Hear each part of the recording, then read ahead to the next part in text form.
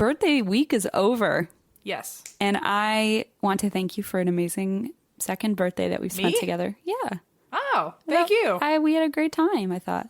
I mean, yeah, I thought so too. Well, so we had a birthday show and it went really well. And so many people brought us amazing gifts. And then Em and I did our own gift exchange on video that we're going to put on Patreon for all our $10 plus subscribers. And there was one thing that I was lamenting over because it had not arrived. And today I got home and no way it arrived. It here now? And it was not even what I remembered ordering because it was truly like, I said 3 weeks ago, but I'm pretty sure it was more like 6 weeks ago. And I opened it and I was like, oh my, what have I done? Is it not what you thought it was? It's not what I thought it was, but it's here for you. And I'm going to give it to you now because it just arrived at my house today. This is my final gift to you this Gemini season 2018. Okay. Oh. What does this say on the box? I didn't see anything. I just saw Sugar Bush. Okay. It's a sugar. Is it a Sugar Bush stuffed animal? Because I don't know what it is because I just opened it and went, this is a bigger box than I expected. Holy fuck. It's an actual replica of Sugar Bush. I must have ordered that when I was drunk. I don't remember. You had to have been. No sober person thinks of this. Because in the video I said, I ordered you a Sugar Bush birthday card and it hasn't arrived. Yeah. And then this shows up at my door and I'm like, oh my. Oh my, I made quite a choice. I went a little overboard. Wait, what does it say on the top? There's on a the lot lid. no, hang on. There's a lot of things happening. Okay. Sugar. Okay, first. Oh my god, I'm looking at it. I'm losing. Hang on. Okay, I'm sorry. I'm going to cover it with my hands because it's a clear casing he came in. I can't breathe. Okay, read it. Okay, so first, there is a gold sticker, one of two. The gold sticker says, Sugar Bush Squirrel, Happy Birthday Squirrel. So I'm guessing that's the theme because there's multiple taxidermied stuffed Sugar Bush squirrels. Obviously. This is the theme of Happy Birthday Squirrel. And then #ad www.com/sugarbushsquirrel.com. www.com? Are you drunk? Also drunk? www.sugarbushsquirrel.com. Then there's a second, larger sticker with thank God. Sugar Bush dressed as an investigator. Oh, thank God. And a personal quote from Sugar Bush, which reads... Hold on. Okay, go. Be sure to remove all rubber bands and small objects from plush squirrel before giving to a small child. Wow, Sugar Bush knows his shit. All right, time to crack this open. I forgot to remove all the rubber bands before giving it to the small child. Sugar Bush that is you. Pissed. Okay. Oh! I can't fucking stand this. Oh my God, what is wrong with people? And for the second year in a row, Christine Schieffer nails the birthday game.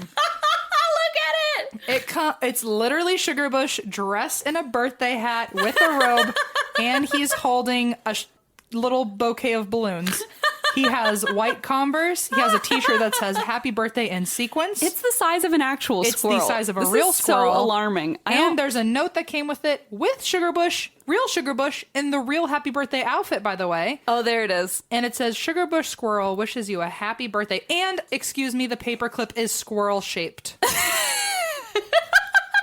That is not true. Here's what happened. It is true. I'm pretty sure I ordered the card and then it was like, would you like to add this gigantic thing to your order of a birthday card? And I was like, yes, please.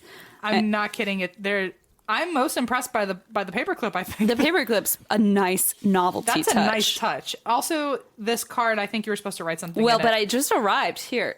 I can't. It says, Sugar Bush Squirrel wishes you a happy I love that there's absolutely no way this was a sober choice. So you defending yourself saying, no, I was drunk. It's like, yeah, I know. You're like, that was not a question. That's absolutely true. Oh my God. It's truly. It's bone chilling. It's nuts. It's nuts. So here's the thing. Eva, do not laugh at that. Here's the thing. Yeah, today I went into my Facebook. So PayPal sends me like receipts through Facebook Messenger, which I don't know how that happens. And were you like, why the fuck is a Sugar Bush Squirrel card $40? How did you take the words? It goes, because I was like trying to track it. So I looked through my Facebook messages and it was like $39.99 from Sugar Bush Squirrel. Oh, it's really $40? $39.99 from Sugar Bush Squirrel Inc. And I was like, did I pay $40 for a fucking picture of a squirrel? But this is so worth it. So when this arrived, I was like, oh, hell yeah. You're like, well, this makes sense. So I'm almost glad that this arrived after our video just so it could be like a finale. I'm glad it arrived like post hangover, so even you got surprised. Oh, this is so exciting for me. Truly, this is just, I wonder. Oh my God, look at the back of this card. It has a photo of this, the world's most photographed squirrel. Can you take a picture of this and then I'll give you a phone number to send this to? Because it's... Oh my God, it's has shoes on. Can you? Okay. Elevator music. I'm sorry.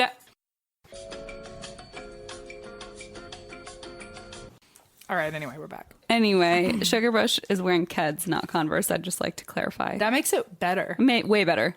Yeah. I wish he was like little Vans. Man, this is great. This is great. Wow. I don't even remember. I'm so proud of drunk Christine. I'm so good when I'm drunk. I know. Anyway, it was also like several months ago, so I feel like I sometimes do this where I'm like, brilliant idea, and then I run away from it, and I'm like, it'll surprise me later, and that's exactly what happened. I do that. Remember you told me that sleep me is drunk me? Because remember my Starbucks extravagance? Exactly. When I'm really tired, I might as well be drunk because I walk to Starbucks and buy myself presents, and then when I wake up, I'm so I even write myself notes. I'm like, love you. And literally wrote themselves a note that said, love you, and then left a bunch of snacks on the coffee table and woke up to a note. I was sleeping on the couch, so I literally just rolled over from my nap. And then woke up and then was like, look at this. What a nice message someone left me. And it was my handwriting and my favorite foods. And I was like, I know Sleep Me wouldn't buy anything for anyone else. This is what I'm saying. So it's not... I'm sorry, I need some wine. Anyway, happy birthday. Thank you. That's for you. Thank you for all my presents. I've already drank out of my custom M's Diner milkshake glass. Yay! Em got me some Bob's Burger stuff, some Nickelodeon. Oh, I didn't even tell you I was wearing my Nickelodeon. So I had a Bob's Burgers shirt on with this crazy pattern. Then Em came over and gave me Nickelodeon patterned pajama pants. So they were like this crazy combination. And I said, haha, can you imagine if I wore this out in public? A couple hours later, I'm falling asleep on the couch. It's on my birthday. We hear this horrifying, like, crashing that lasts for probably like 10 seconds. Blaze and I like instinctively run out the front door. There's like a car on fire on the street bordering or like neighboring ours. And there's like this guy staggering around and we're like, oh my God. So I'm calling 911, which by the way, it took me 8 tries to get through because I kept saying, all operators are busy. Goodbye. And hanging up on me. Well, that's a fun way. That's a fun thing to know before I need to call 911. So in case anyone is wondering, it took 8 tries to reach fucking 911. So I called 911 8 fucking times, finally got through. And I was like, yeah, hi, there's a fucking car on fire. And they're like, is anyone in it? And I'm like, I don't know because I'm not going to walk up to it because it's on fire. And so we're like dealing with this. This drunk guy hit 6 cars outside of our street, totaled 3 of them, totaled his own Mercedes, caught the car on fire, stumbled out of it, told the police that another guy was driving his car, a stranger, and he ran away. Mm-hmm.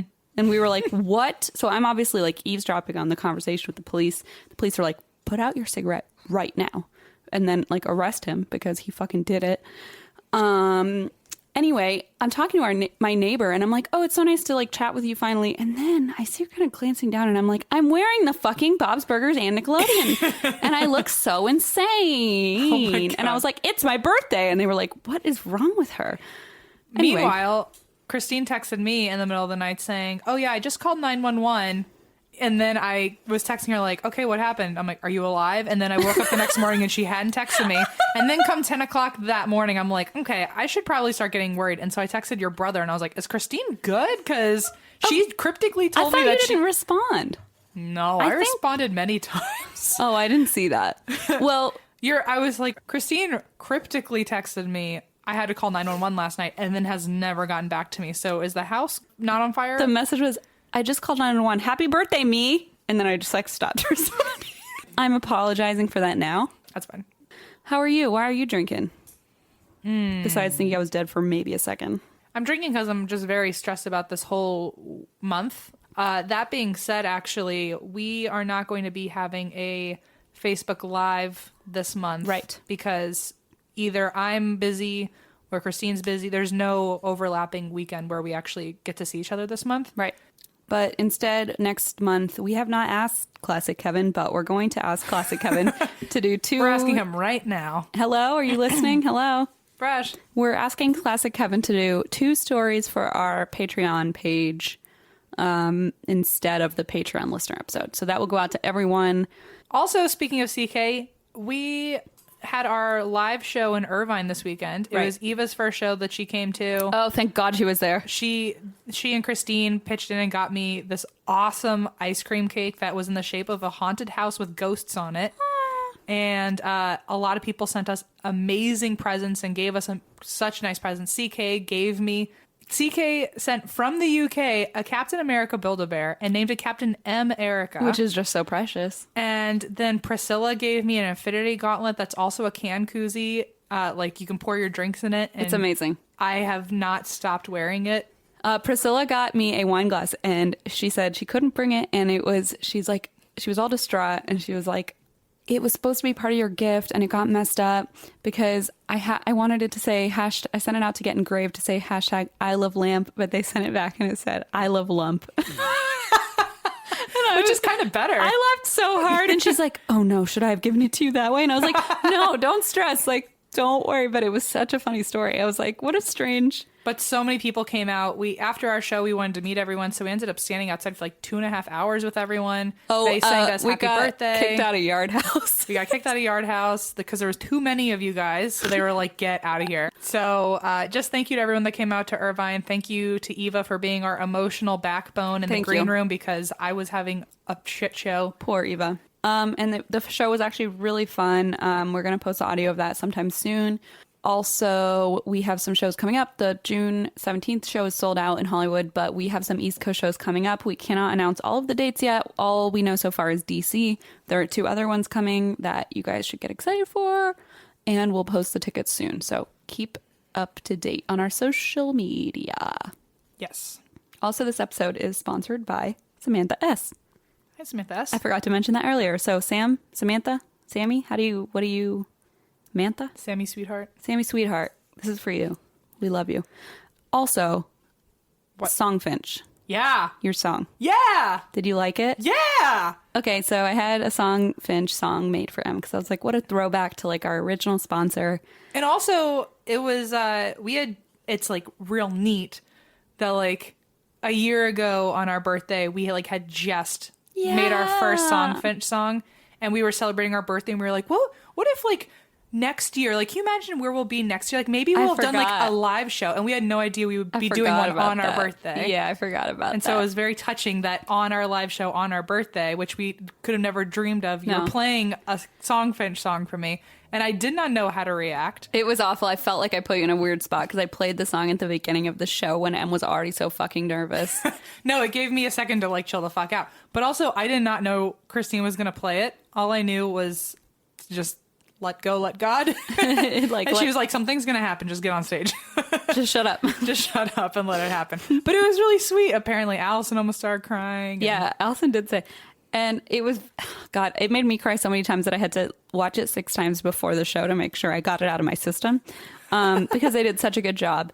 And they nailed it. I want to play it for you guys here. It's short and it's really nice. And I just want you guys to hear it.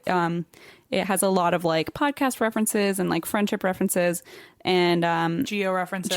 It's mostly about Geo and and their special bond. It's almost like Geo wrote a song for me. Yes, pretty much. I'm out of the picture, really.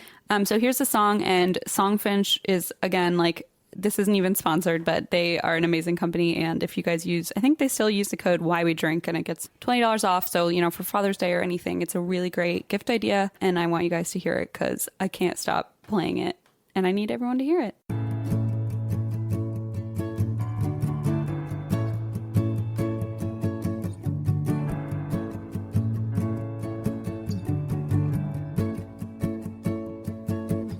It's not a crime, it's not a mystery, but my best friend, he's the one who gets me.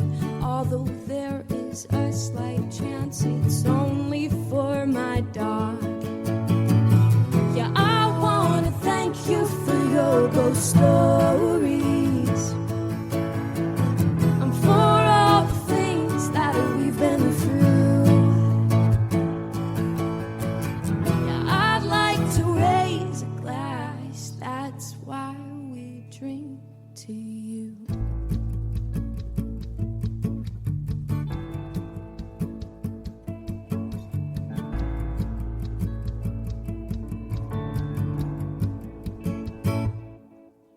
We know he's brave, we know he's kind, and if that's not enough, he's got a brilliant mind. And I'll never forget the time we've spent on tractor rides with Farmer Bob.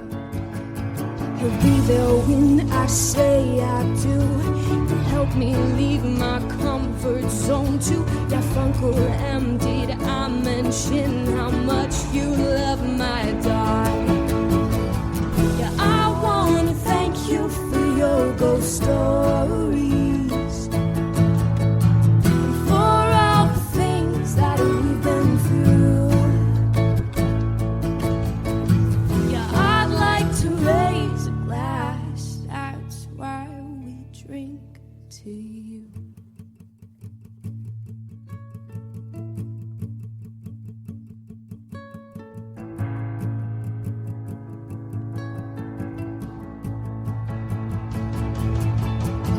Yeah, I wanna thank you for your ghost stories, and for all the things that we've been through.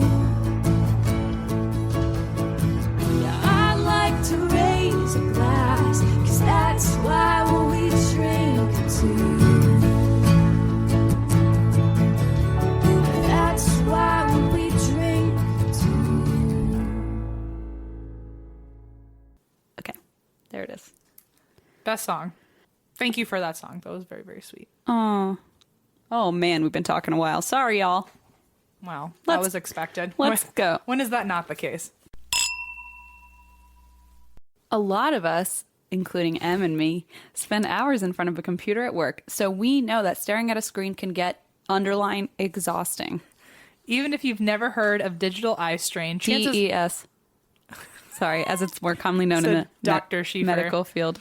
chances are you've experienced DES. DES. The effects of it include dry eyes, headaches, feeling tired, and rubbing your face a lot. But when you protect your eyes with a beautifully designed pair of Felix Gray computer glasses, then you can keep doing the things you love, like watching TV or checking us out on our Patreon or whatever Or you just want. viewing our beautiful photos on Instagram. Felix Gray's lenses are specially designed to filter blue light and eliminate glare from screens, which are the two main culprits behind DES, digital eye strain.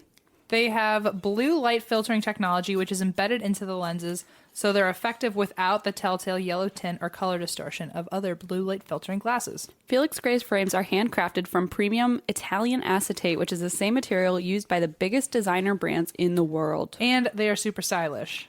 I have the tortoiseshell glasses, and they make me look very smart. I also have the tortoiseshell glasses, and they make me look super smart. Oh my god, we both look really smart, and they're actually super cute. I like to wear them. And there's no prescription necessary unless you're me when I'm as blind as a bat. But their glasses are available in non-prescription or readers, and they just launched prescription lenses, so yay for me and everyone that can benefit from wearing a pair of Felix Grays. All orders are free shipping and free returns, so you've got nothing to lose. Go to felixgrayglasses.com/drink to try a pair of Felix Gray glasses today. That's felixgrayglasses.com/drink. felixgrayglasses.com/drink. And this summer is our birthdays and a lot of activities like 4th of July, and I'm going to be inviting a lot of people over to my home. So thank God Havenly was able to help me design my living room where people walk right through and they can say, wow, this looks nice, and I can pretend it was me, but really it was Havenly. It's true. Every time I've gone into Christine's house and I've complimented her on something, she's like, thanks, it's Havenly. I don't even try to pretend like it was me. No. Havenly is the most delightful way to design spaces in your home on any budget. You partner with an interior designer to create a beautiful design based on your unique style and space, and then you can buy whatever you love directly through Havenly's platform with access to hundreds of retailers and the guaranteed best prices. So just in time for summer parties, Havenly designers are here to help you get your place looking beautiful. For example, Allison and Blaze and Alexander just threw us a wonderful surprise party, and it happened to be in Christine's Havenly home. I know. And everyone was like, wow, it's changed so much since you first moved in. And I was you're like, thanks, it's not Havenly. Think it's me, I promise. They've helped more than 10,000 customers, and starting at just $79 per room, working with a Havenly designer will make decorating your living space your easiest, most delightful summer project. You can start by taking the free Havenly style quiz. It's your fun way to learn a unique design style and helps Havenly match you up with the perfect designer to put together the perfect room. Because everyone deserves a beautiful living space, including you guys. So turn your Pinterest board into a reality by trying Havenly today. Visit havenly.com/drink and get 25% off your design package. That's havenly.com/drink for 25% off your design package. Havenly.com/drink. All right. I've got my sugar bush. That's what she said. That was real good. Guys, I'm hilarious. That was a real good one. Oh God, can you imagine if we just like had him mounted next to the two pictures? It's actually really perfect. Oh man. I'll get him a little shelf. Let me hear a story. I would love to hear a story. Tell me a story.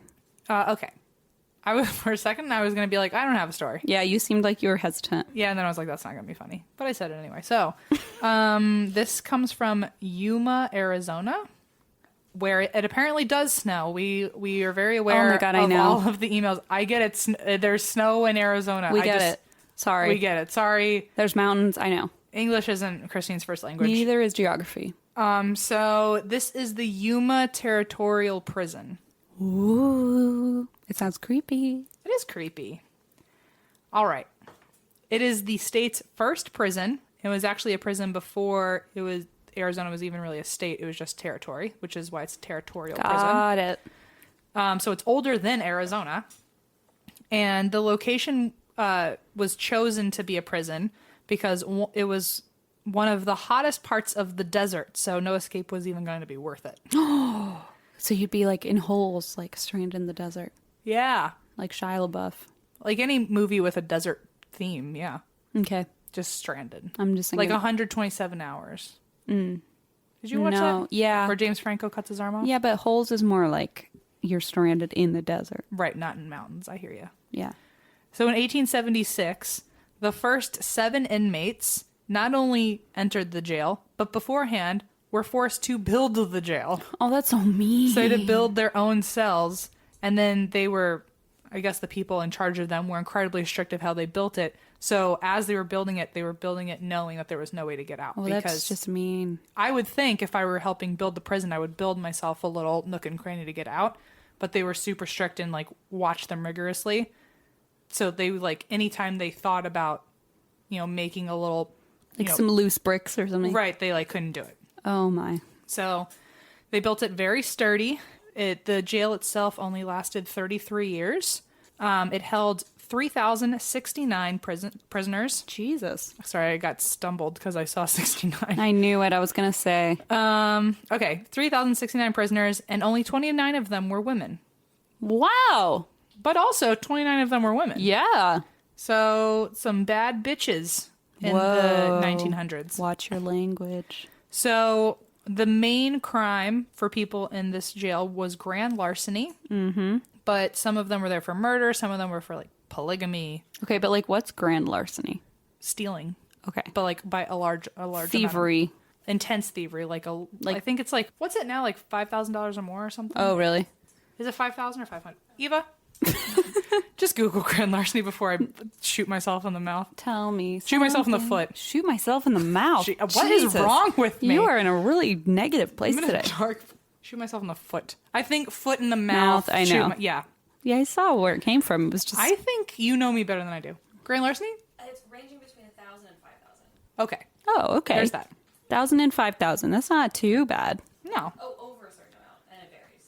So it's the minimum is between 1,000 and 5,000. Okay.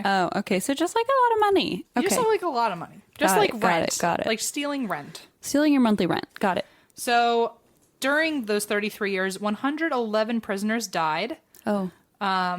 Mainly from tuberculosis. Some of it was from scarlet fever, and some of it was from whooping cough. Whooping. You mean Whooping cough. Whooping cough. Okay. The townspeople of Yuma called this prison the Country Club on the Colorado River because it had the most modern amenities in the town. So compared to like the common households in Yuma, Arizona at the time, this place actually had electricity, forced ventilation, 2 bathtubs, 3 showers, and a prison band. And white people and a golf course and. Jet skis and a lake Yep. in the desert. Got it.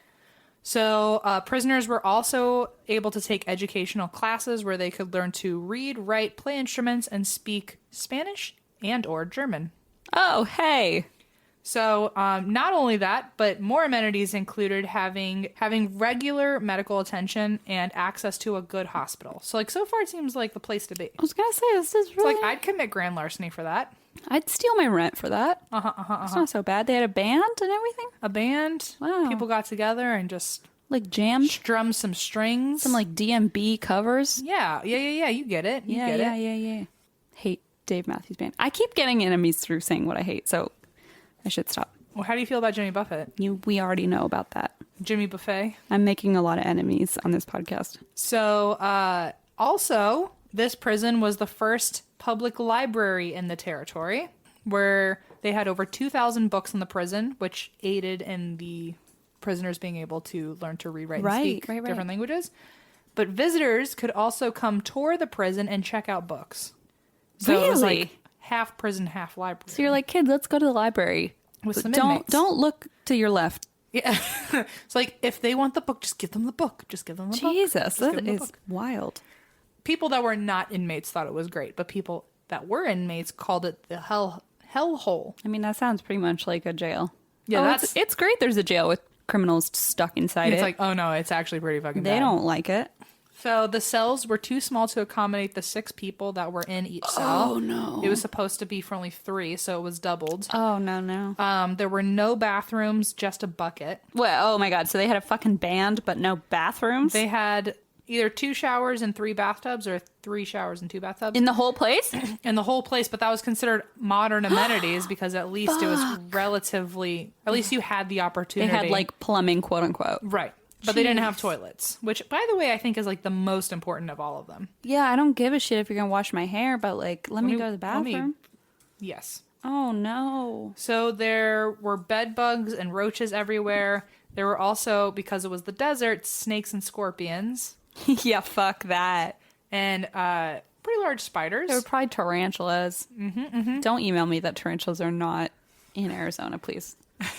List some other things too that just to throw them Polar off. bears And like a dragon. Yeah. Yeah. Us. Us are there. We're there.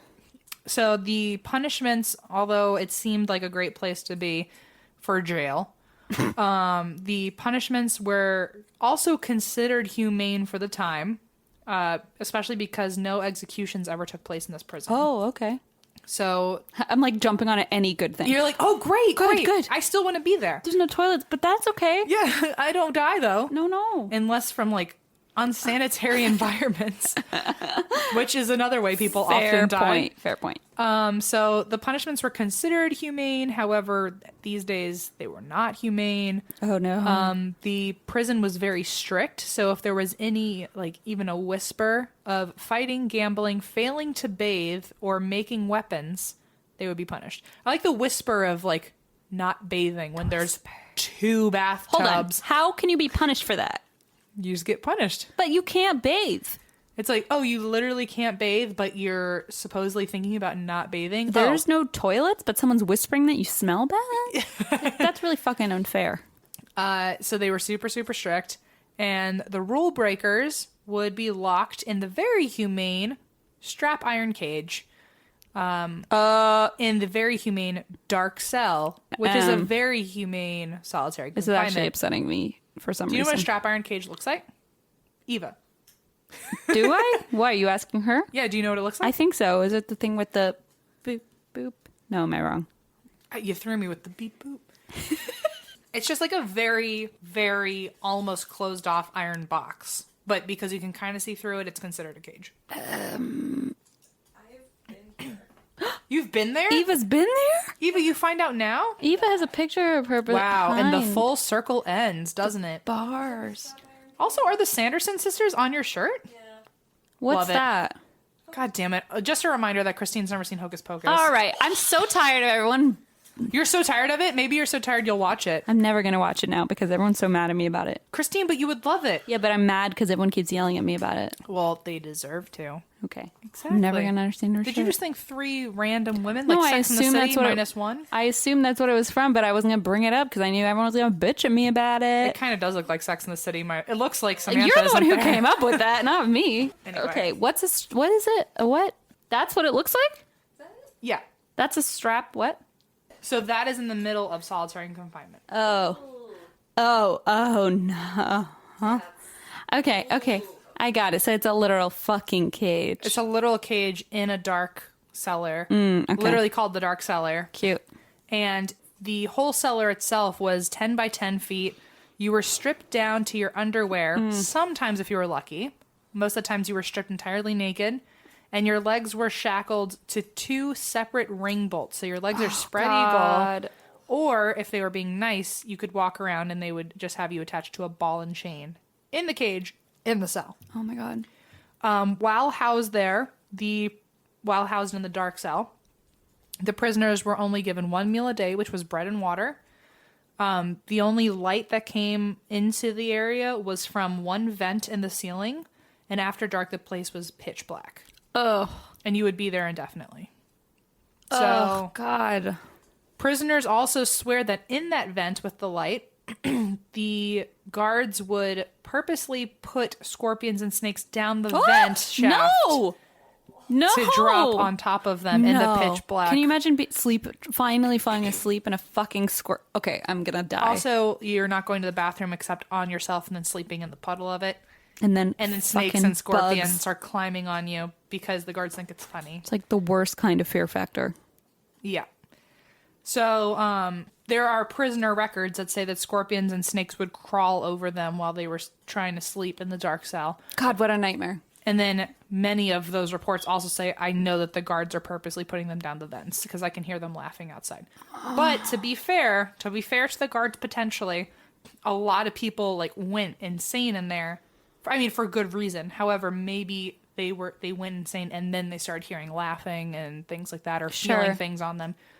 Or maybe they were right. Who knows? But they don't have an official. Right. All they have are statements from proof. people who are losing it. So okay.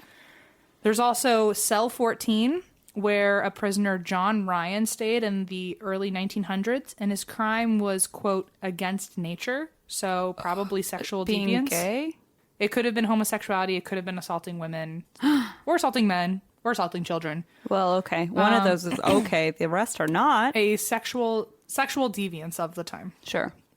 No one at the prison liked him. Apparently, he just, nobody liked him, not even the guards. And he ended up committing suicide in his cell. No. So cell 14 is known to be one of the more haunted areas of the jail. Oh. Some notorious inmates is one man named William Jordan Flake in 1884. He was the first one that was put in prison for polygamy. And he served 6 months and he had 20 kids. What? I only threw that in for the 20 kids thing. You gotta. Also, there were 2 girls known as... There were 2 women, not girls. There were 2 women that were notorious inmates known as the Bad Girls of the West. Oh, me too. Right. And that's you and Eva. And one, tell me which one you want to be. Okay. And then the other one gets to be Eva. Okay. So there's Bandit Queen. Yeah. Her name is Pearl Hart. Uh-huh. And she robbed a stagecoach. Oh, yeah. And she was sentenced to 5 years, and she used her feminine wiles with both the prisoners and the guards alike and got herself pardoned after 2 years. Hell yeah. I think people might want to beat her because That's the next one... That's me. Eva, That's me. You ready to hear your fate, Eva? Elena Estrada. Oh, she has a cool name, though. Well, she was also sentenced to 7 years for manslaughter, not murder, which I find interesting, because she stabbed her husband, cut open his chest, pulled out his heart, and threw it at his face. And the husband was cheating, which is why she did this. Oh, so she okay. had yeah, exactly. Very symbolic. I mean, I don't know. I feel like they're both... I mean, it's your call. It's really up to God at this point, I think. So it's not even your call. Just hold on tight. What's the first one's name? Pearl? Pearl. I'm Pearl. Oh. That's also my birthstone, so might as well. Oh, okay. Good luck, Eva. So, overcrowding resulted in the prison's closing. I just ate a bug. I'm sorry. That just sent chills down my spine. It died. I'm sorry I didn't get to save it. It died because you swallowed it. It died because it drowned in my wine and then went in my mouth. Well, you drowned in wine too, so. But at least I survived. Barely every night. So, Knock on wood. When you do survive, you buy fucking Sugar Bush life-size squirrels. And so don't you want me to survive? Thank you very much. I think you should keep surviving. Okay.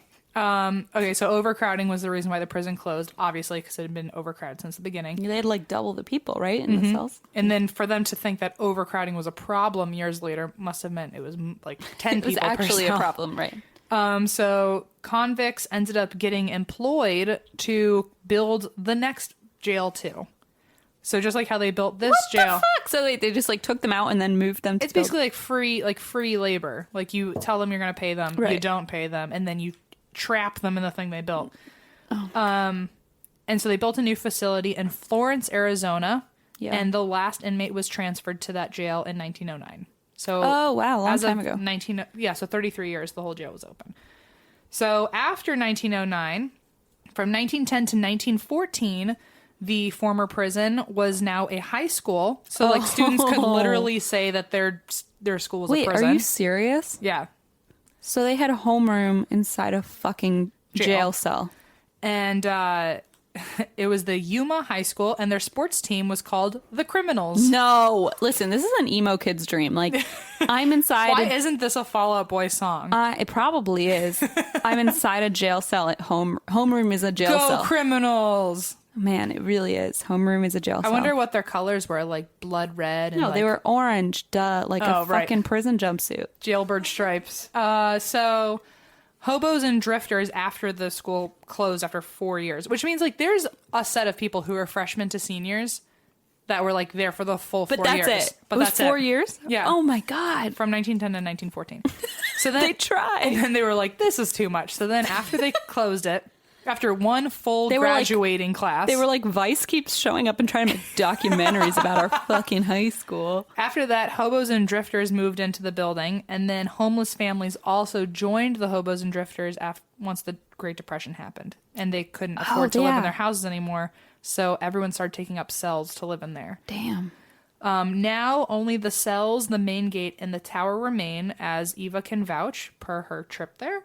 Right. And in the 1950s, it turned into part of the Arizona State Historic Park. Wow. There's only one ghost tour a year, which is the last Saturday of every October. Man.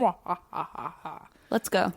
But we've got other things. I was going to say, so many we got to haunted go places. in like 40 years, though, when we finally die down with all our plans.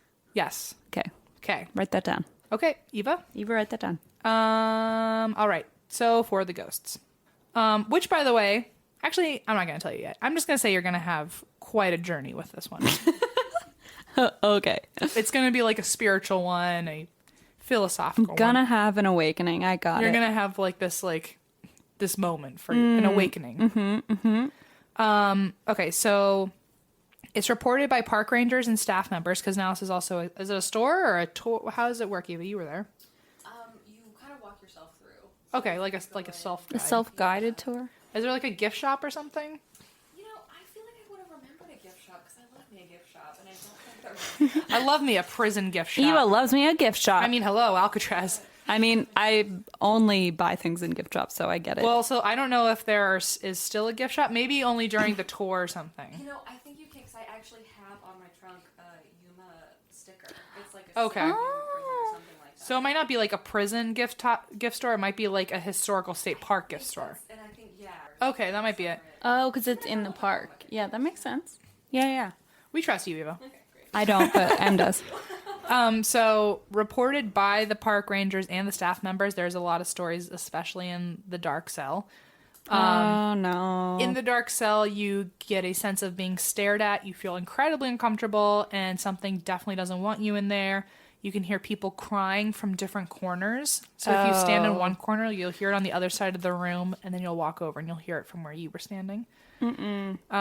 There is a photo on record of a tourist in the 1930s, and she's fine. But right behind her is a clear image of a man who, one, was not there, and two, is on the inside of the opening of a cell. So he's leaning up in the cell with the picture. In 1930? In the 1930s. Wow. There were ghosts back then.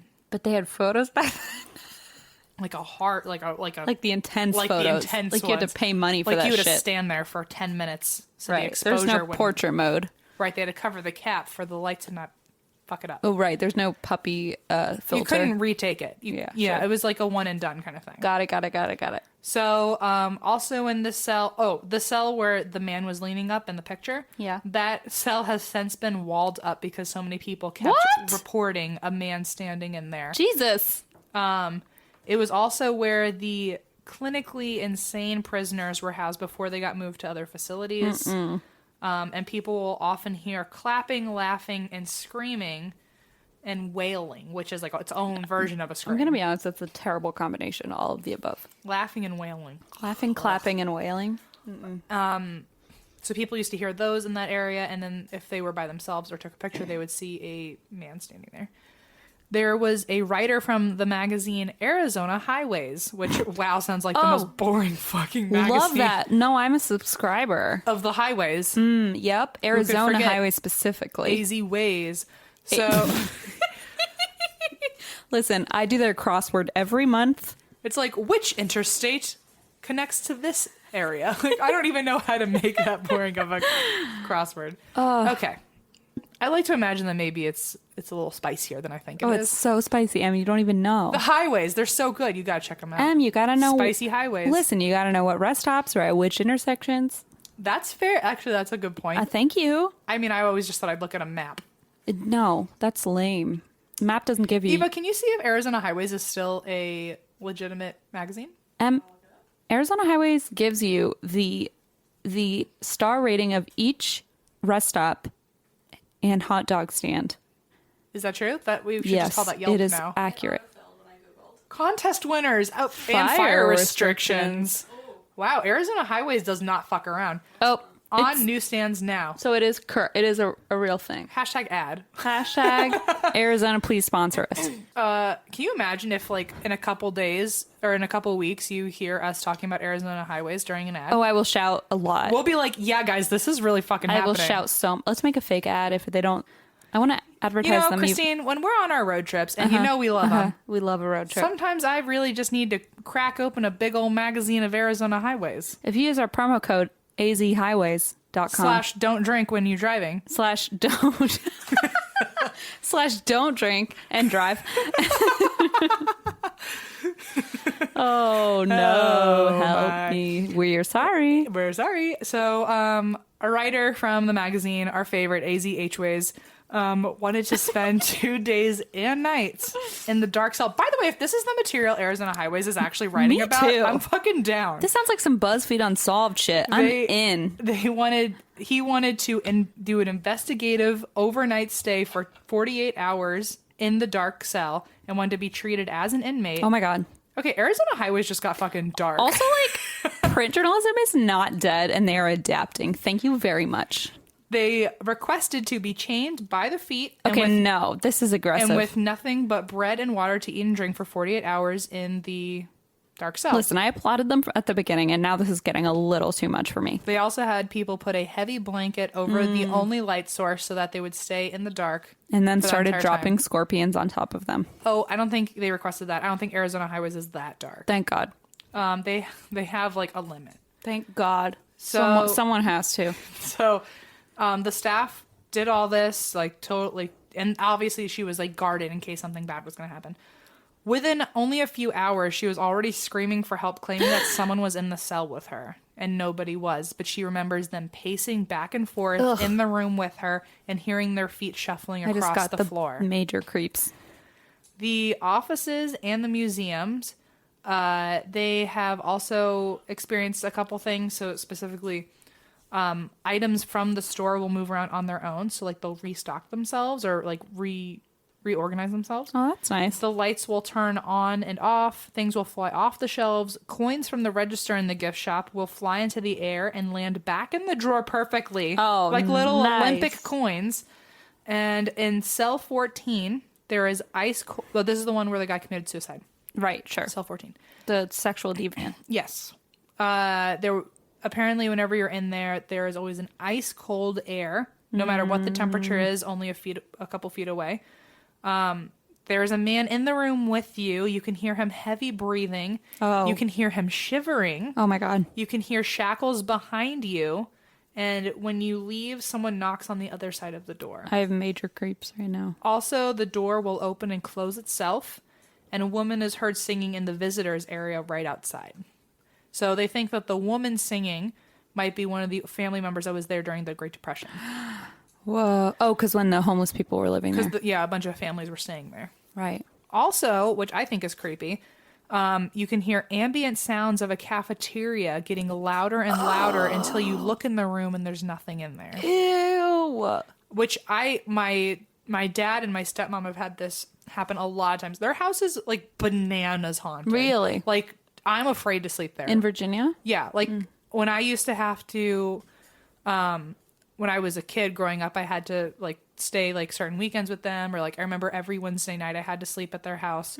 Hashtag custody. I was going to say me And too, so- Wednesday nights. And I remember every Wednesday morning fucking dreading going to my dad's house because I knew I was going to get stared at by some fucking demon in my room. Didn't you have that at your mom's too? Yeah, I did. But Wait. it was a different one. Oh. I could sense this thing. This thing fucking hated me. Like, if it could have killed me, it would have. Oh, good. And, but so that place is still crazy haunted. And apparently if my dad goes to sleep early, my stepmom will hear like a party in the bedroom where he's sleeping. What? Like my dad like also does not give a shit about this stuff, which blows my mind. But he's like dead asleep in the bedroom. So she'll go outside to the living room. And when she's watching TV, she has to keep turning the volume up because she hears what sounds like a fucking bar party going on in the bedroom.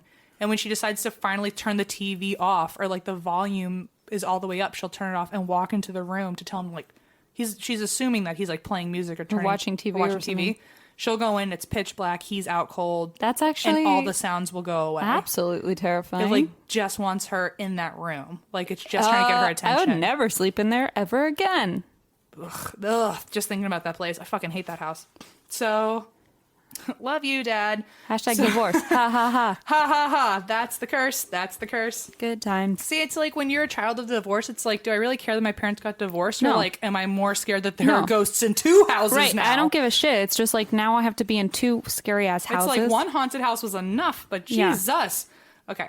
So anyway. And also those were the days, by the way, where the only game on my phone was fucking Snake. So when I used, and like internet was one of those things Yeah. where when you press the button by accident, you like rapidly closed Do you out. 'cause remember it cost, the like, world would start Yeah. spinning and you were like, it cost oh, like 10 fuck. minutes per second to be on the internet on your phone. Yeah. Kids these days don't know how lucky they 10 are. minutes per second. But so I would literally play Snake until the point of exhaustion, like under like 5 layers of blanket. Yep. Because I just felt like I knew something was on the other side of that blanket, and I would just play Snake until I passed out. My dad's house was haunted too, and my brother had a different room than me, and I would text him all night being like, is that you? Are you awake? And he would never respond. And it turns out he had just gone to bed really early, and I just heard somebody walking back and forth across my bedroom, and I'd be like, Alexander, come in. It was never fucking him. And then I'd whip open the door and no one was there. And it happened every single week on a Wednesday night, because I would be there Wednesdays. Wednesdays and Saturdays every Yep. week. Oh, what a nightmare, man.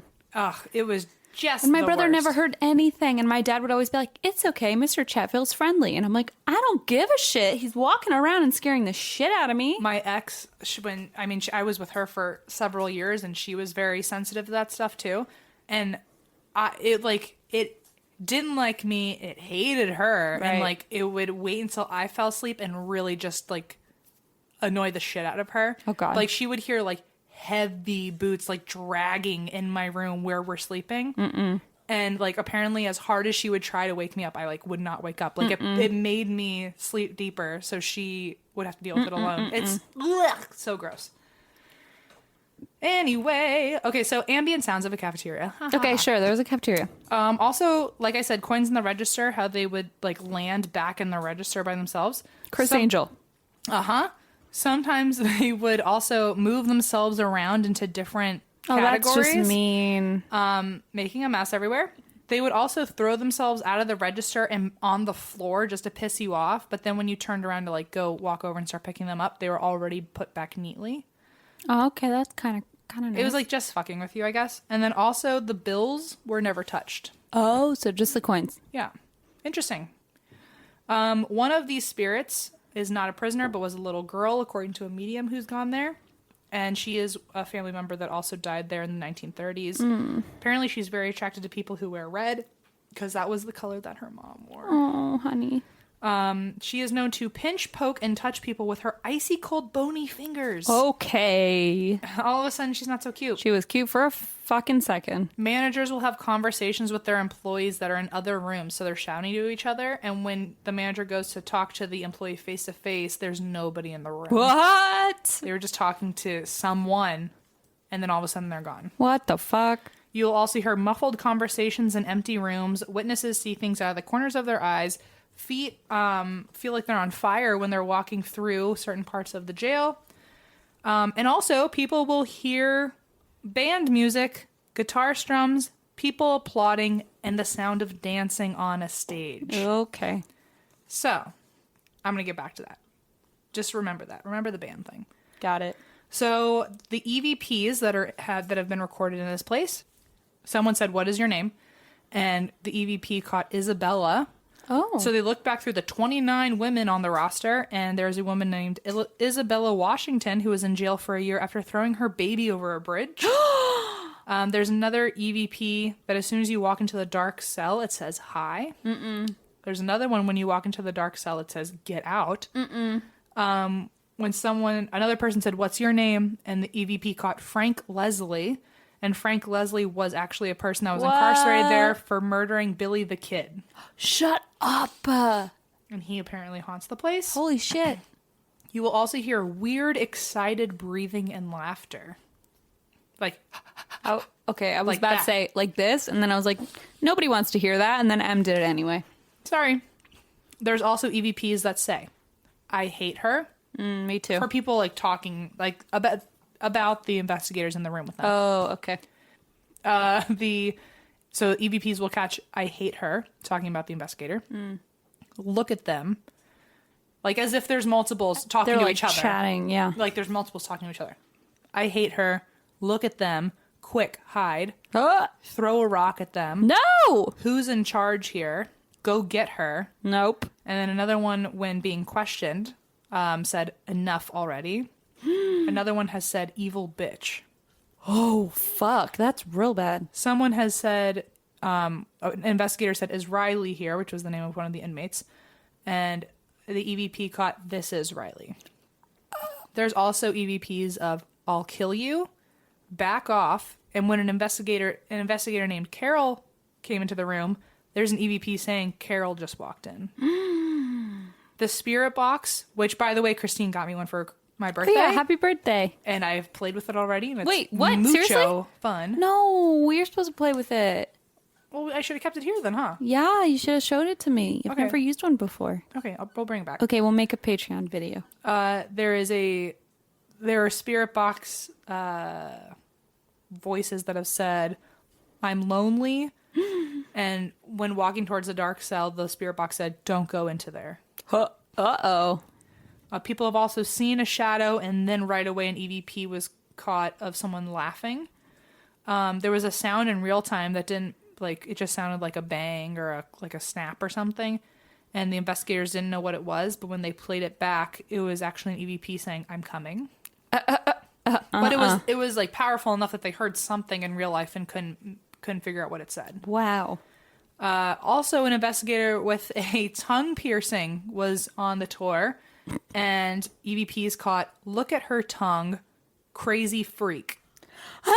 Because it was like back in the 1900s, they didn't have tongue piercings. Crazy freak. They've also said, Can you talk louder so we can hear you?" And an EVP has said, "Make me."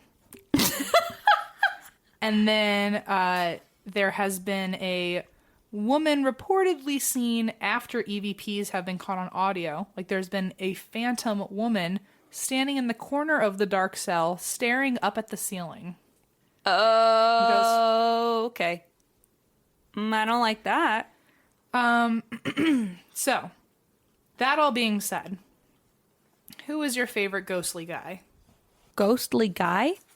You mean Zach Baggins guy? Yeah. Oh, yeah. So, He's not ghostly, but yeah. godly? No, Yeah, the opposite. My favorite god among men is Zach Baggins. So, I am not going to play it for everyone to hear because I just don't want to find out that we can get sued for this.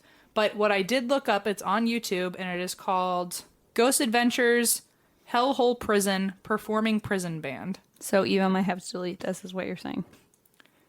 Like elevator music, or just cut it out. Okay. Whatever. Elevator music? Sure. Elevator music. Oh my God. Y'all, Google this immediately right now.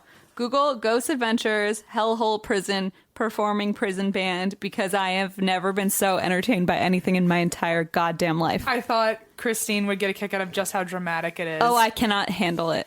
So obviously I cannot vouch and say that this is fake or real. However, it looks incredibly staged, no pun intended, since it's a performing band. Oh my. However, I think it, like, regardless of the legitimacy of it, it was at least smart of them if they had done their research to do some sort of band thing. Like a band, right. A lot of people have reported guitar strumming, band, the sound of dancing on a stage, and applauding. Right. Which are all the 4 things that they covered.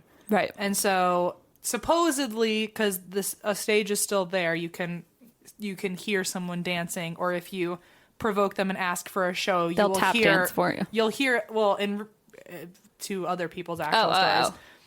If you like ask to hear something on EVP later, you'll hear like a couple strings of a guitar or something. Oh. But this just seems a little like, if this is how intelligent they are, then I mean, no one would believe that ghosts don't exist, you know.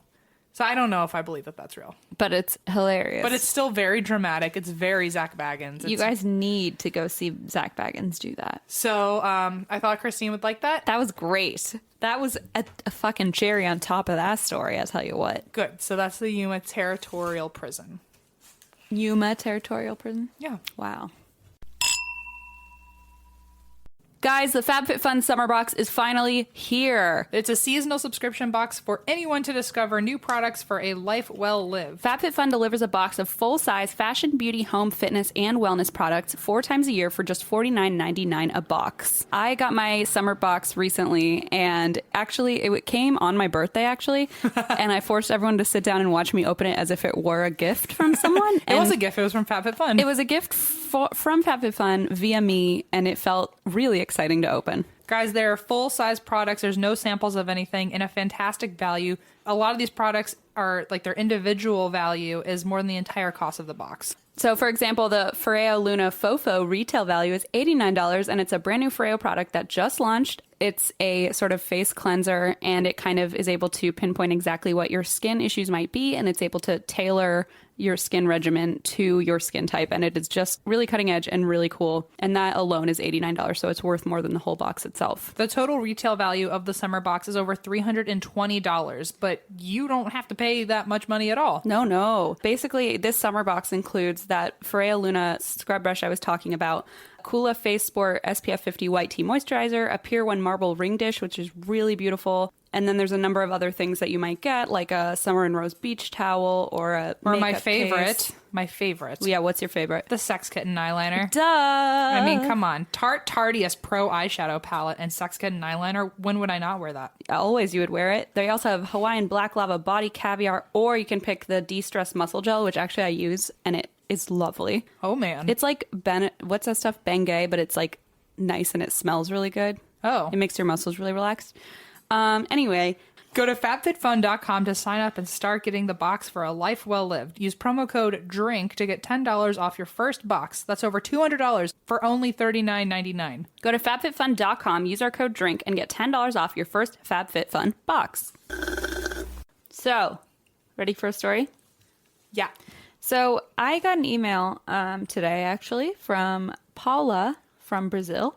Ooh. And she sent this suggestion, and it was this morning, and I kind of clicked on it and looked into it, and I got like completely sucked in, and I decided I had a plan already, like I had notes for something I was going to do today. And instead I scrapped those and went with this instead. Okay. So this is the story of Suzanne von Richthofen. So she's Brazilian, but also German. Oh, yeah. It sounds, unless you really butchered the Brazilian accent. Suzanne von Richthofen. So she was born, you don't know it, I imagine. I guarantee you Okay. I won't. Well, I didn't either. And it was actually one of those ones. Okay, weirdly enough, this is the second week in a row I've done a Brazilian story. Remember, I did the guy who was on the TV show. Oh, yeah, and yeah. he was like hiring hitmen to kill people for his show. So this is another Brazilian one. I don't know why, but they're just like catching my attention these days. And weirdly enough, it's really hard to find English versions of any of these articles, so I had to really dig for this, but it is fascinating. So this is the story of Suzanne von Richthofen. She was born November 3rd, 1983, which BTW makes her a Scorpio. Well, Take that as you will. no comment. She was born to a German father and a Brazilian mother and grew up in Sao Paulo, Brazil as a happy but shy child. In the summer of 1999, she was 15 years old and started taking Brazilian jiu-jitsu classes. It was there that she met a young man named Daniel Cravinhos de Paula e Silva. Cool. You know, him. And they started dating. So at this point, Suzanne's family's net worth was about $5.5 million. So her dad was like a German engineer and was really successful. And so her family had a lot of wealth. And it's suspected that at this point, when she turned 18, her dad created 2 anonymous Swiss bank accounts. So her father opened them in her name in November 2001. And the 2 accounts are estimated to have contained at least 10 million euros, which is a lot of fucking money. It's pocket change. So she's dating this guy named Daniel from jiu-jitsu class, right? Mm-hmm. So at first, Suzanne's family doesn't seem to have a problem with him, but pretty soon they find out that he doesn't go to school, he doesn't have a job, and he smokes pot every single day. Cool. He's a winner. What a winner. And keep in mind, she's like 16 or 15 or 16 at this point. So they're like, actually, we don't really like this. And what year is this? She met him in 1999 when she was 15. Okay. And that's when they started dating. I hear you. So at first they were like, okay, you have a boyfriend, that's fine. But it started to get serious, and he, wasn't working, wasn't making any money, wasn't going to school, smoked pot constantly. And so obviously they were like, we're not really into this, understandably. And they did not really approve of their relationship. So in July of 2002, Suzanne's parents went on vacation, and Daniel, her boyfriend, moved in with Suzanne and her younger brother for a month. She loved it. She was thrilled that her boyfriend could live with her at her family's estate. Like, was just there, though, because the family was out of town. Yeah, so her parents went out of town, and he just kind of So he's, like, just kind of squatting there. slipped on in. Yep. Gotcha. Yep. So when the parents got home, Suzanne asked if they would pay for an apartment for her and Daniel to live in together, because she thought it would be a great idea for them to live together since they spent a month together at her parents' house. And she's like, this is a great idea. Right. I mean, that sounds about as realistic as it can get, so. Right. True love. So her dad said she could do whatever she wanted as long as she earned the money herself. She did not like that very much. Weird. So she couldn't just do what she wanted for no money at all? Yeah, isn't that amazing? But that's how I live my life. Yeah, we do everything for no money ever. Right. Mm-hmm. I just go to my day job for, like, the compliments. Yeah, it's fun to just kind of like be like, look, Snapchat world, I'm at my job. My job, yeah. Drink. Okay, so her parents were like, no, fuck that. If you want to pay for it, that's fine, but we're not paying for it. Mm-hmm. So she continued to meet up with Daniel in secret because her parents obviously did not approve. And at this point, she was about 18. So she was like an adult. And she was really pissed that her parents weren't paying for her to move out with her stoner boyfriend. Right. So she and Daniel had been together for about 3 years at this point. On the evening of October 31st, 2002, Suzanne took her little brother to a local internet cafe to meet his friends. And she got home, made sure her parents were asleep, disarmed the alarm system, and then let her boyfriend Daniel, who is now 21, and his brother Christian, who is 26, into the house. The brothers went upstairs to Suzanne's parents' bedroom and beat both of the parents with iron bars. Oh, okay. Unfortunately, they did not pass away right away. And they had something where I guess if you break a certain part of your face, there's like, this is really upsetting. Trigger warning. Okay. Skip forward if you need to. There's like a noise that happens if you break like part of your like nasal passages. And so So the boyfriend, Daniel, went and got a bunch of wet towels or a bunch of like water from the bathroom and tried to drown the parents. And that didn't work. So instead he tried to take wet towels and smother them. And that killed the father, but the mother was still alive. So he took the towel and strangled her to death. So it took a very long time. He finally killed the parents. And meanwhile, Suzanne was sitting in the living room waiting for them. After the murder, the three of them decided to make the house look like a break-in. So they took cash from the parents' wallets, and then they went into the library and made a big mess, and they spread a bunch of papers around and tried to make it look like somebody had burglarized the house.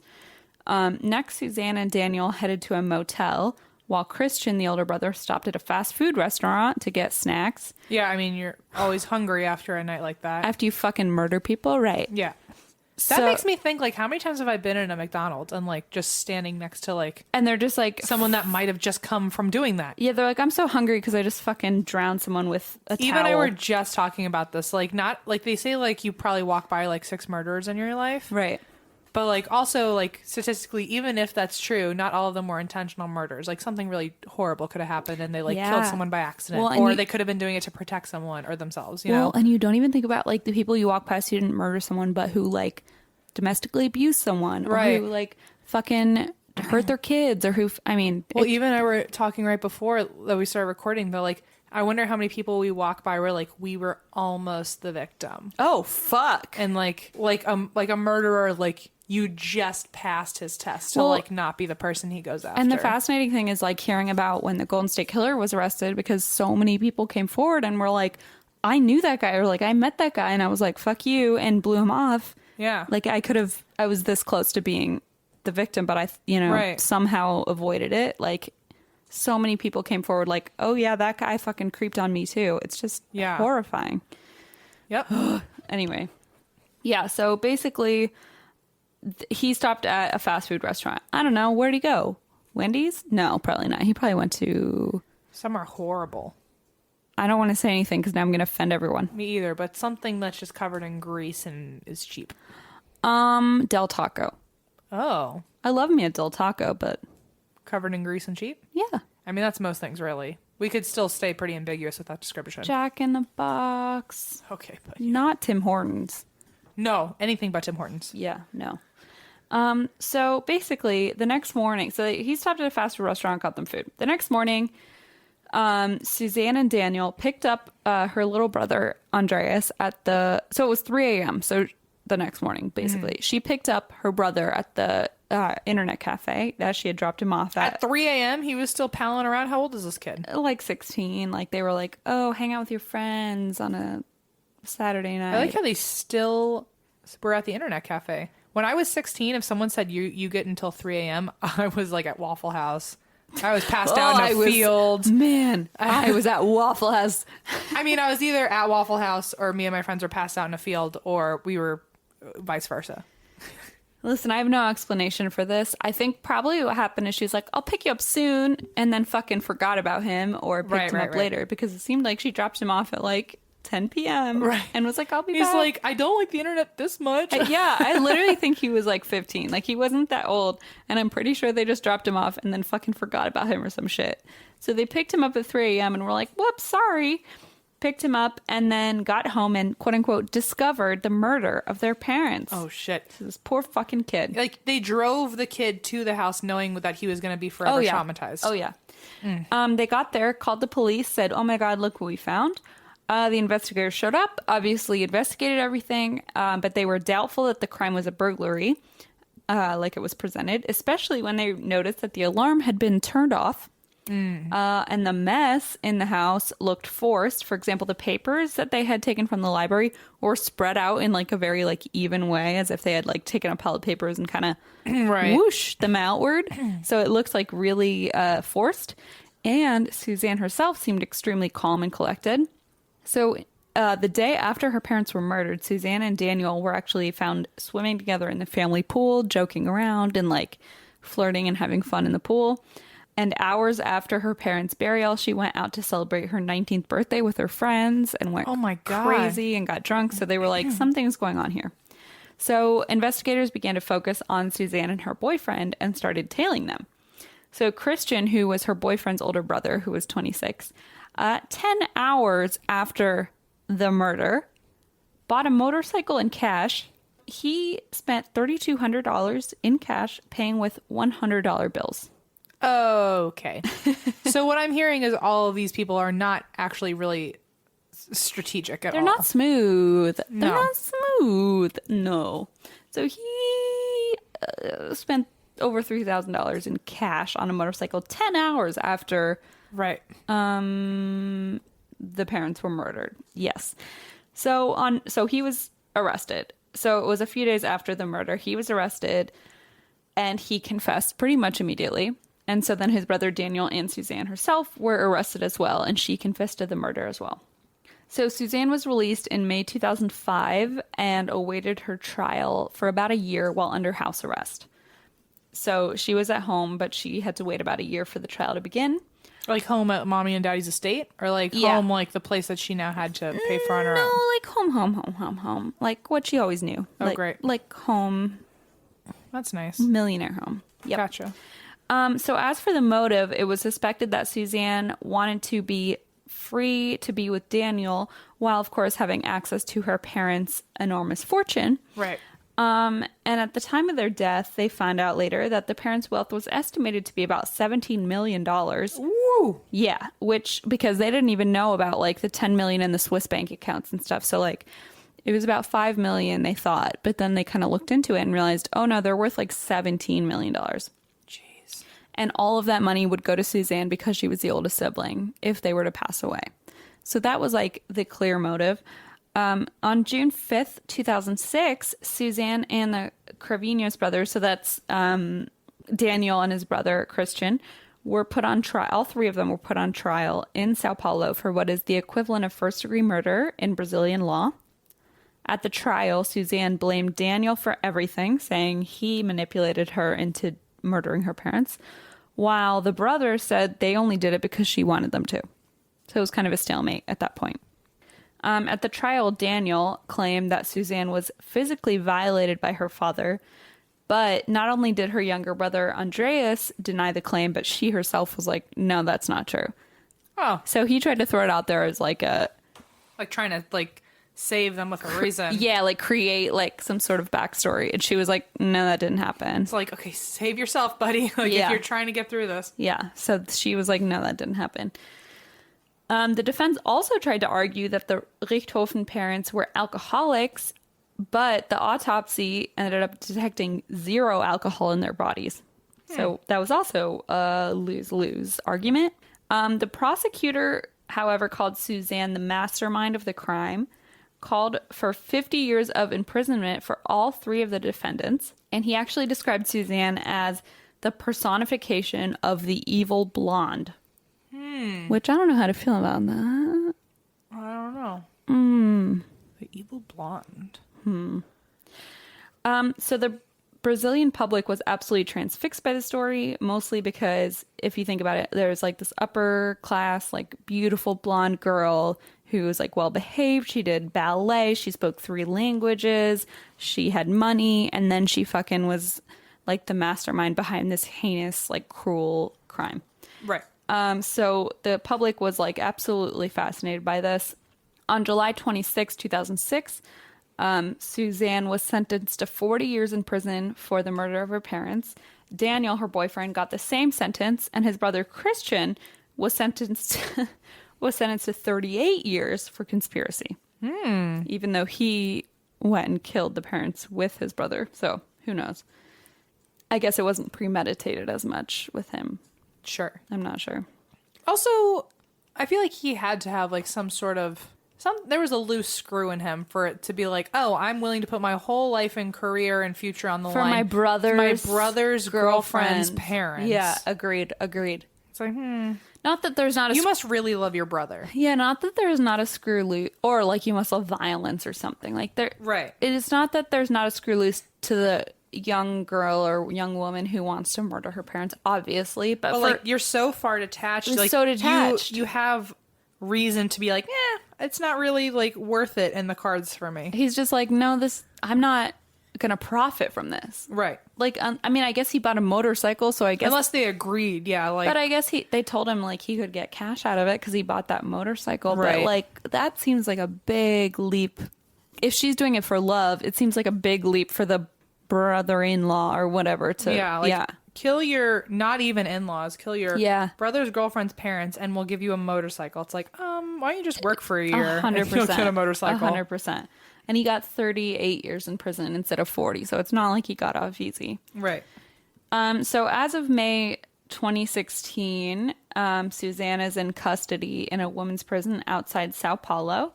The case itself sparked a discussion among the Brazilian public regarding the nature. Okay, so this is where I got like really interested in this, and I don't know if you are, but okay, you got to be a part of it anyway. Oh, I'm on the ride. Get ready. So this sparked like a really interesting discussion among the Brazilian public regarding the nature of evil and debating the true worth of family values and the effects of education, sort of as a counterbalance to like whether someone is evil or whether they're going to commit something evil. And people also debated whether Suzanne was the evil mastermind behind the crime or whether she was just so smitten with Daniel that he was using her as kind of a tool. I like how in other countries, like, just 2 people have to die from violence, and we're, like, questioning ethics and, like, where people are coming from and, like, fucking philosophical reasons and is it worth it or what should we change? Yeah. Just because 2 people died. Yeah, the public is like, we need to address the bigger societal impact. Right. Let's address this and analyze it from head to toe and try to find a way to make this better. Yeah, exactly. A lot of people originally were on Suzanne's side. And they were like, you know what? She was used by this guy that she was in love with. She was young. She wanted to impress him. She was impressionable. And that was the case until Suzanne was getting ready to be on a TV interview. And her lawyer, this gets bonkers. Her lawyer didn't realize the cameras were rolling. He instructed Suzanne to cry loudly during the broadcast to create public sympathy. Oh, wow.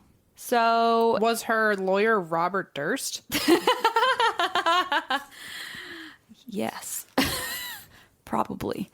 Yeah, so her lawyer was literally like, okay, like he didn't know he was on camera, and he was like, okay, so when the camera started rolling, start crying really loudly to create public sympathy.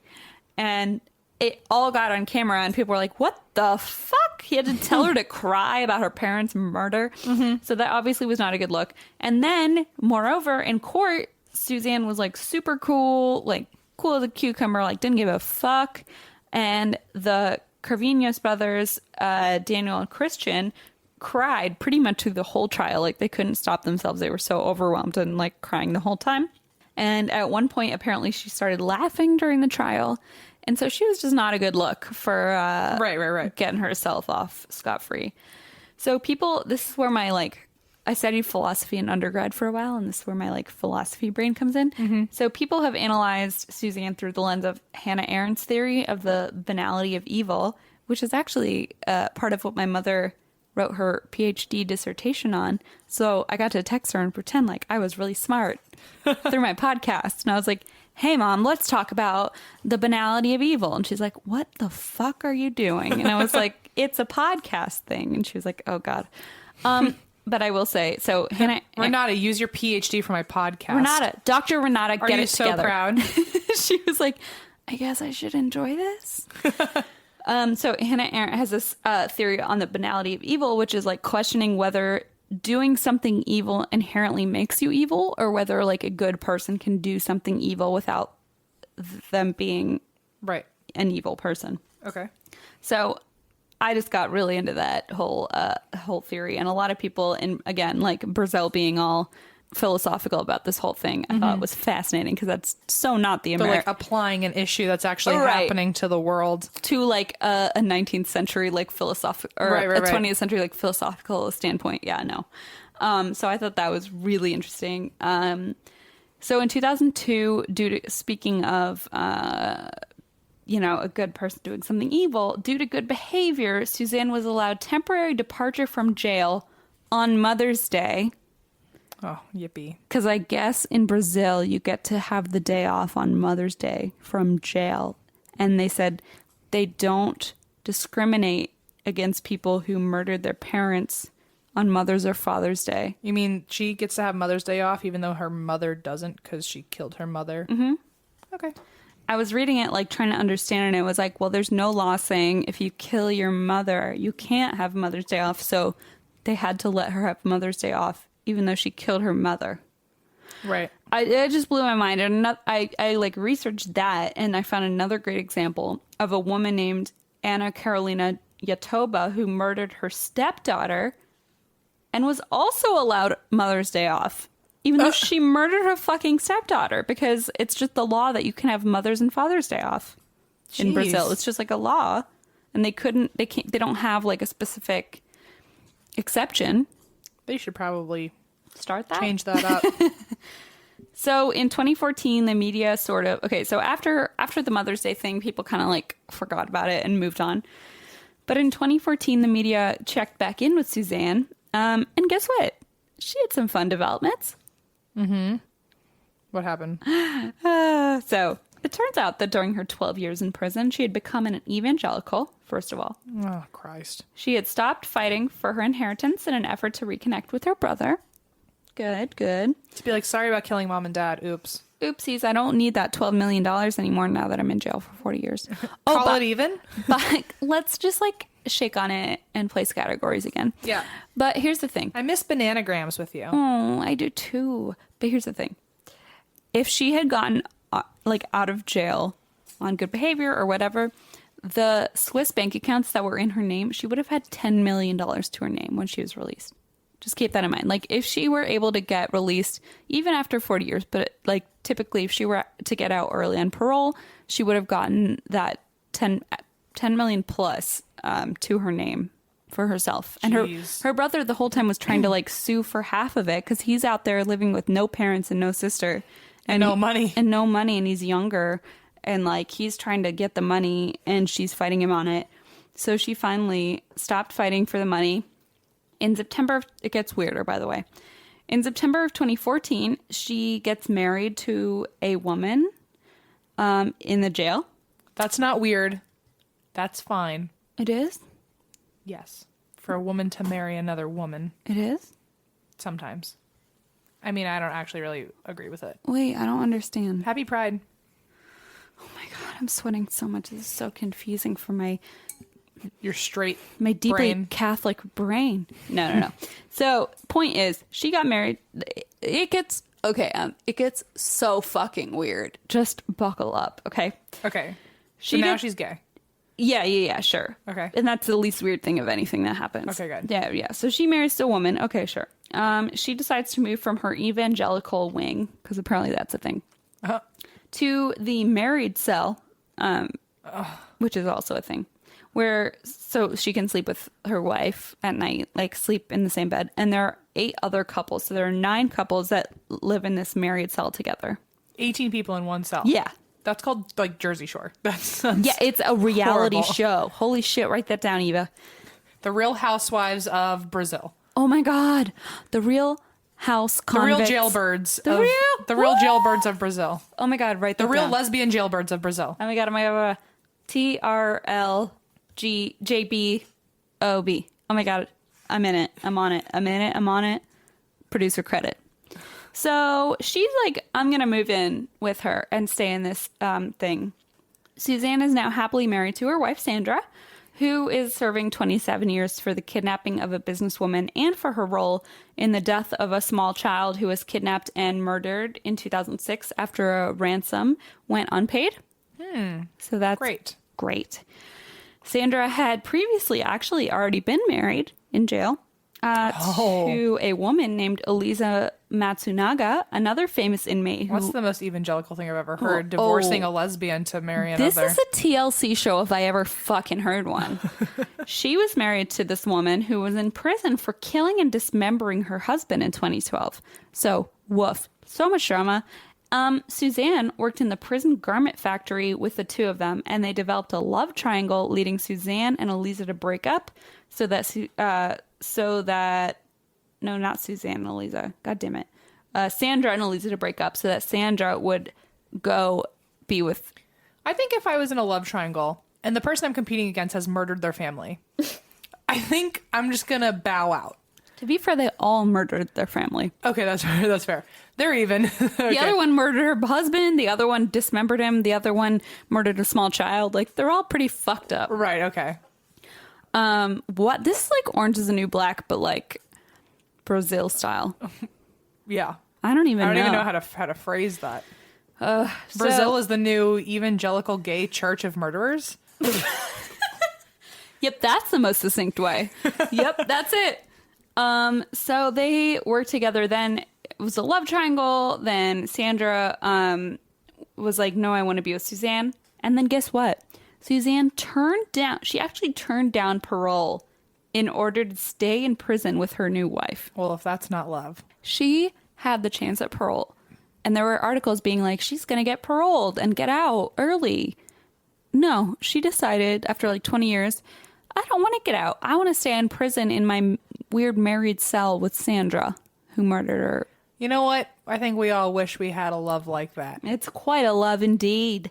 That's a loyalty is what it is. And since then, Suzanne has not been in the news much, which is probably a good thing. And she's still in there. And her brother, I think, won the money. The battle over the money. And he was like several years younger, which was just really sad. So yeah, he lost his entire family, basically. So I feel like if you lose your entire family, like at least give the guy $17 million. Let him fucking like have a life, please. Yeah. So that's the story of Suzanne von Richthofen, you know, of Brazil. Right. Wow. Was that not bananas or what? Oh no, that was bananas. It was nuts, as Sugar Bush might say. Okay, I'm going to go find a geoscope / Juniscope / something scope. Everyone's scope. Everyone's scope. So stay tuned. I'll be right back. So I've been really busy lately, and when I have a lot on my plate, it's sometimes hard to avoid eating junk food pretty much every meal of the day. I definitely find that I don't get enough fruits and vegetables in my diet, and the worst part, I end up feeling pretty gross, pretty stressed, and I can't really get out of the cycle. And that is where Daily Harvest comes in. Daily Harvest delivers plant-based frozen eats right to my door, so I don't even have to think about making the healthy choice. Daily Harvest delivers perfectly portioned cups of frozen organic fruits and vegetables directly to your door. Each cup stays fresh in your freezer and can be prepared in just one step. All you have to do is add water or your favorite milk to the cup and then blend it or heat it. With Daily Harvest, you can make an amazing meal or snack filled with delicious whole ingredients in just 30 seconds. Their smoothies and harvest bowls make a great healthy lunch or afternoon snack. I actually really like the morning smoothies. There are a lot of days where I'm running late for work because I slept in a little bit too late or I spent too much time playing with little baby Gio. And then I'm like, I don't have time to make breakfast and I don't want to just eat, a junky cereal bar full of sugar. So instead, I will pour some almond milk into one of my smoothie cups, blend it, and hit the road. It's the perfect thing to have on hand for those days when you don't have time to cook, but Daily Harvest is becoming our first choice at any time of the day. You guys can go to daily-harvest.com and enter promo code DRINK to get 3 items free in your first box. That's promo code DRINK for 3 free Daily Harvest cups at daily-harvest.com. daily-harvest.com. Promo code DRINK. Okay, we're back from the commercial, and Eva just found the Arizona Highway magazine on eBay. So we don't know if it's the one with the story in it, but we should probably just buy all of them. But it is so good. We should just get a subscription to Arizona Highways. Somebody give us that. Is there a Highways magazine for each state? Is there? I don't know. Oh my God. I don't know how to handle that. Imagine if we had 50 subscriptions to different Highways magazines. Our P.O. Box mail place would kill us. All right, are you ready for a Scorpio scope? Yeah. Your heart and body. So this is for Gio and all the Scorpios. Right. Including Suzanne, this bitch who killed her parents. Right. Your heart and body are in the 21st century. But some of your emotions are stuck way back in the past. Get out your feather duster and rid your mind of those pesky cobwebs as soon as you can! ! These memories or preoccupations are keeping you from feeling as relaxed and confident as you could. Why are you holding on to ideas, philosophies, or viewpoints that just aren't relevant anymore? Let them go and expose yourself to cutting-edge thinking, Scorpio. It's like Geo finally accepting Juniper. It is. Oh, by the way, you guys are best friends now. They chase each other all day. They play constantly. It is actually quite sweet. It is quite sweet. All right, that's all I got for you guys. Reminder, we are not doing our Facebook Live this month. Just a heads up. We're in case you doing didn't hear us one in last time. July and then 2 classic Kevin stories if he agrees. Yes. And in a couple days, we have our Hollywood show. It's sold out, but thank you to everyone that's coming. We're excited to meet you. And that's it on my end. That's it on my end too. We are super pumped. We're doing some East Coast tours coming up in November. I know it doesn't seem like it's coming up, but it's going to come fast. It's like 4 or 5 months away. We're hopefully adding some shows there. We also have some exciting announcements coming up. There's a lot of things changing over here. But we want to thank everyone who also gave us birthday presents. That was so nice. That was super nice. We're going to do like a fan mail video soon because we got a bunch of packages that we haven't picked up from the post office yet. So thank you, everybody. And That's why we drink. Also, you can find us on iTunes, Facebook. Oh, I thought you were like, and only iTunes. Should we do that whole thing? Should we? We usually do, right? Sure. I don't know if you wanted to do it. I don't know. I just know we've already talked a lot. I mean, at this point, it doesn't matter. This is just the ending. No one listens to this anyway. Oh, okay. Then really, you could find us on Pluto, Neptune, Mars. Oh my God. Just say You can find us on Facebook, Instagram, Twitter, ATWWD Podcast. You can also find our Patreon at ATWWD Podcast. You can find our website, and that's why we drink.com. Our merch in that's why we drink.bigcartel.com. You can email us at and that's why we drink at gmail.com, where you can send us your personal true crime and paranormal stories. We put out a new listeners episode every first of the month. And that's why we drink. love you guys. Bye.